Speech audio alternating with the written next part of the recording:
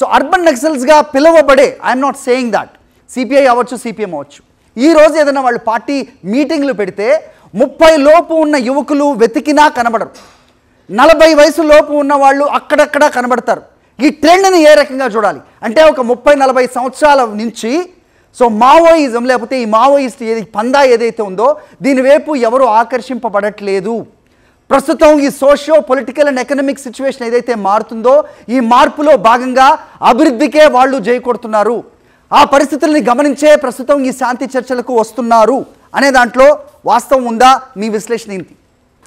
ఇవాళ ఈ అభివృద్ధి నమూనా ఏదైతుందో అది ప్రపంచవ్యాప్తంగా ఎటువంటి ప్రతిస్పందనలు తీస్తుందో మనం చూస్తే మన పక్క దేశంలో బంగ్లాదేశ్లో కానీ శ్రీలంకలో కానీ ప్రజలు ఒక్కసారి వాళ్ళు తిరగబడితే ఆ దేశ అధినేతలు పారిపోయారు. అంటే ఒక అభివృద్ధి నమూనా ఒక స్థాయి దాటిన తర్వాత ప్రజలు చరిత్రలో వాళ్ళు ఎంటర్ అయిన తర్వాత పాలకులు ఆ పరిస్థితిని ఎదుర్కొనడం చాలా కష్టం. ఇవాళ ప్రజాస్వామ్య వ్యవస్థ ఎట్లొచ్చింది?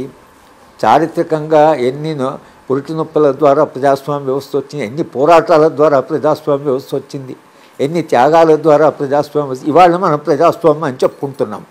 ప్రజాస్వామ్యము ఓ రాజ్యాంగము, ఓ రాజ్యాంగ విలువలు, చట్టబద్ధ పాలన, రాజ్యాంగ ప్రమాణాలు ఇవన్నీ ఏమయ్యాయి?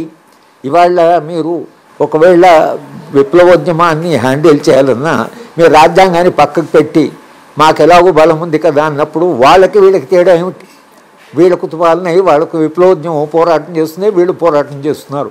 మధ్యన రాజ్యాంగం ఏమైంది?